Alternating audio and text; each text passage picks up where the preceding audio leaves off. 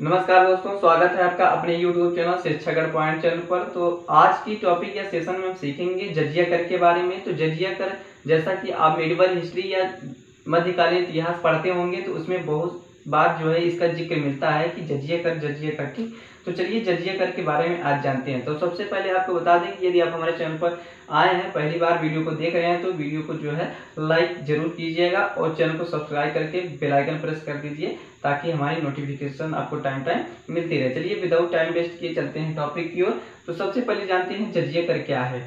देखिए जजिया कर जो होता था वह गैर मुस्लिम पर लगता था। गैर मुस्लिम शब्द यहाँ पर इसलिए प्रयोग किया जा रहा है कि जो मुस्लिम नहीं होते थे, अन्य धर्म के होते थे, तो वो गैर मुस्लिम कहलाते थे। ठीक, तो आप समझ पाए कि गैर मुस्लिम क्या है। देखिए गैर मुस्लिम पर ये टैक्स लगता था। तो यानी कि जहाँ पर इस्लामिक लोग पहले बसते थे, इस्लामिक लोग जहाँ पर बसते थे तो वहाँ पर ज़्यादातर जो है इलाव जो होता था, यानी कि बसने के लिए, उनको रहने के लिए इस्लामिक लोगों को ही वहाँ पर ही रहते थे। देखिए जजिया कर उन पर लगाया जाता था जो गैर मुसलमान होते थे।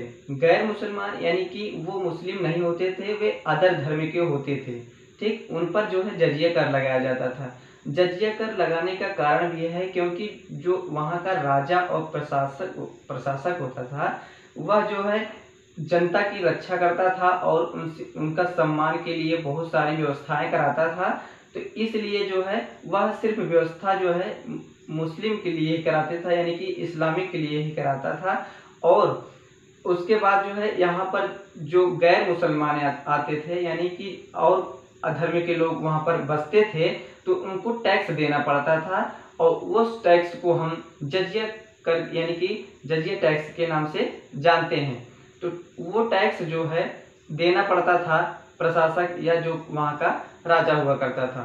तो ठीक, तो जैसे कि अब देखिए आपका जो धर्म है, ठीक, आप मान लीजिए किसी भी धर्म के हैं तो आप धर्म का प्रचार प्रसार करते हैं या मानते हैं, तो आपको इस्लामिक स्थान पर रहने के बावजूद जो है, अगर आप अपने धर्म को मानते हैं या यदि आप गैर मुस्लिम हैं, तो यदि आप गैर मुस्लिम हैं और अपने धर्म को मान रहे हैं तो वहाँ पर अपने धर्म को मानने के लिए जो है आपको टैक्स देना पड़ेगा।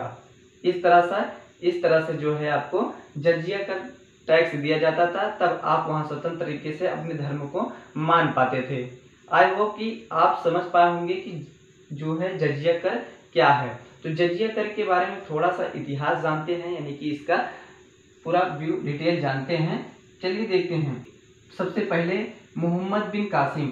तो मोहम्मद बिन कासिम जो था यह अरबों के आक्रमण का नेतृत्व करने वाला एक व्यक्ति था जिसका नाम मोहम्मद बिन कासिम था। इसने जो है 712 ईस्वी में भारत यानी कि सिंध प्रांत पर इसने विजय पाया और यानी कि जीत लिया। उसके बाद जो है वहाँ पर देवल स्थान पर जो है, कहाँ पर, देवल स्थान पर जो है इसने जजिया टैक्स लगा दिया। जजिया टैक्स यही जैसे कि हमने पिछले अभी बताया। ठीक, तो जजिया कर जो है सबसे पहले लगाने वाला मोहम्मद बिन कासिम है। ठीक, उसके बाद आते हैं फिरोज शाह तुगलक, यानी कि ये सल्तनत काल के थे। सल्तनत काल में अगर पूछा जाए कि सबसे पहले जजिया कर कौन लगाया था, तो फिरोज तुगलक ने लगाया था। फिरोज तुगलक ने सबसे पहले जजिया कर लगाया था। कब? ये सल्तनत काल के थे। सल्तनत काल के सबसे पहले शासक फिरोज शाह तुगलक ने जजिया कर लगाया था। अगर इस तरह से पूछे कि सबसे पहले जजिया कर किसने लगाया था, तो मोहम्मद बिन कासिम ने। ठीक, देखिए फिरोज शाह तुगलक जो थे, इन्होंने जो है खराज कर, यानी खराज कर वो कर होता था जहाँ पर जैसे कि भू राजस्व जो होता था, यानी कि जैसे जमींदारी होती थी उसमें जो राजस्व यानी जो टैक्स मिलता था उससे उस टैक्स को जजिया कर से अलग कर दिया गया। यानी कि पहले जो था इसमें जो है जो भू राजस्व होता था उसमें शामिल होता था, तो उसमें एक ही चीज कर लिया जाता था, टैक्स, जजिया टैक्स लिया जाता था।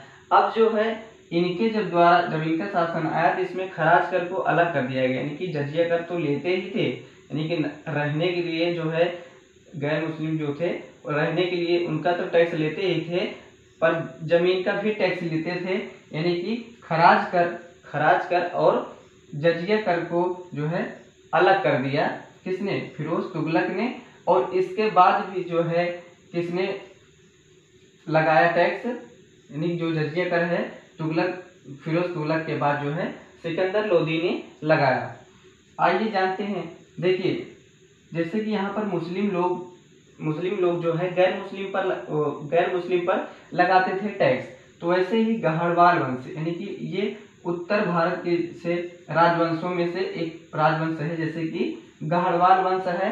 तो इसने जो है जजिया कर के सेम पोजीशन जैसे कि इसकी है जजिया कर की, वैसे ही जजिया कर के स्थान पर इसका नाम जो है दे दिया क्या, तुरुस्क दंड नामक जो है ये टैक्स ही था। तो इसको जो है जजिया कर का स्थान मिलता है। और इसने यानी कि जो गहड़वाल के राजा थे, उन्होंने तुरुस्क दंड नामक जो है टैक्स लगाया था। इनके शासनकाल में जो यहाँ पर मुस्लिम होते थे, मुस्लिम को रहने के लिए जो है टैक्स लिया जाता था, वो तुरुस्क दंड होता था। ठीक, तो इसी का सेम है, पर विपरीत भी है। इसके बाद जो है कश्मीर में जो है सिकंदर शाह ने जजिया कर को लगाया। किसने लगाया? सिकंदर शाह ने जो है जजिया कर को लगाया। कहाँ पर? कश्मीर में। ठीक, और उसके बाद इनके पुत्र ने, यानी कि इन्हीं के पुत्र थे जैनुल आबदीन, इन्होंने क्या किया, इसको समाप्त कर दिया। किसको?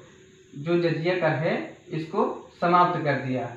उसके बाद जो है अहमद शाह जो थे, यह गुजरात में जजिया कर लगाए। देखिए सिकंदर शाह जो है कश्मीर में लगाए, अहमद शाह गुजरात में लगाए। इन्हीं के पुत्र जो थे जैनुल आबदीन, कौन थे? जैनुल आबदीन। ये एक उच्च मानसिकता यानी कि उदार व्यक्ति थे, और जो है इनको जो है जो जब इसको जजिया कर को समाप्त कर दिया, तो इसी के चलते जो है इनको कहा जाता है कि ये कश्मीर के अकबर हैं। क्या कहा जाता है? कश्मीर के अकबर। यानी कि कश्मीर के अकबर किसे कहा जाता है? तो जैनुल आबदीन को कहा जाता है, जो कि किसके पुत्र थे? सिकंदर शाह के पुत्र थे। देखिए नगर कर, देखिए इसमें साफ तौर पर मतलब आपको मालूम पड़ रहा है कि नगर कर यानी कि नगर में रहने के लिए जो कर लगता था वो नगर कर होता था। तो शेर शाह के समय में यही कर होता था जजिया कर, पर उसका नाम जो है बदल कर जो है क्या कर दिया गया? नगर कर दिया गया। सारी सेम चीजें वही होती थी, पर जजिया कर के स्थान पर इसका नाम जो है क्या हो गया? नगर कर हो गया। ठीक, और इसके साथ चलिए जानते हैं। देखिए यहाँ पर थोड़ा जैसे कि फिरोज शाह तुगलक, जैसे इसमें एक इम्पॉर्टेंट होता है कि ब्राह्मणों पर जो है कर लगाया गया, किसके द्वारा? फिरोज तुगलक के द्वारा। इस बात को आप याद रखेंगे। मोहम्मद बिन कासिम जो है या ब्राह्मणों पर कर नहीं लगाए थे, जजिया कर नहीं लगाए थे। और फिरोज तुगलक जो है जजिया कर जो है ब्राह्मणों पर भी लगाया था। इसके चलते जो है इसमें विरोध भी होता है, और यही यानी कि दिल्ली जो क्षेत्र है उसमें विरोध करते हैं कई लोग, तो उससे बहुत सारे लोगों को परेशानियां होती है। यानी कि ब्राह्मण लोग जो है इसका हड़ताल करते हैं कि हम जो है इसका इस प्रकार का टैक्स नहीं देंगे। ब्राह्मण पर पहले लगता नहीं था, तो जब उन पे लगा तो वो कहे कि हम इस प्रकार का टैक्स हम नहीं देंगे, तो वो उताबाज करने लगे, यानी कि बहुत तरह से हड़ताल करने लगे। तो दिक्कतें होती थी जो वहाँ की जनता होती थी, तो जनता ने कहा कि इससे बढ़िया है कि हम भी लोग जजिया कर दें इनके स्थान पर। तो वह जनता भी वहाँ पर जजिया कर जो है देना शुरू कर दिए। चलिए देखते हैं उसके आगे। तो यहाँ पर देखिए अकबर जो है 1564 में अकबर जो है क्या करते हैं? जजिया कर को समाप्त करते हैं।